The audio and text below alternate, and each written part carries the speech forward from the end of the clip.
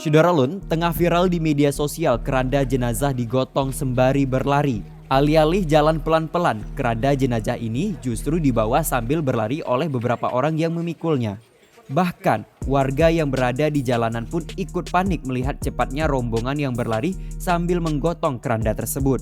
Diketahui video ini viral setelah pertama kali diunggah oleh akun TikTok @samsulhidayat6398. Terlihat dalam video tersebut, sejumlah pria mengangkat keranda yang sudah berisi jenazah sambil berlari.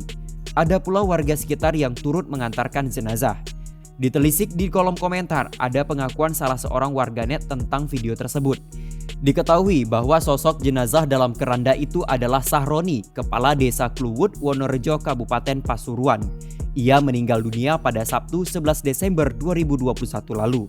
Ada pula yang memberikan komentar bahwa Sahroni merupakan sosok yang baik, istiqomah, dan rajin salat jamaah di masjid.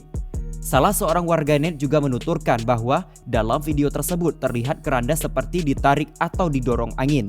Warganet mengaku merinding dengan video tersebut.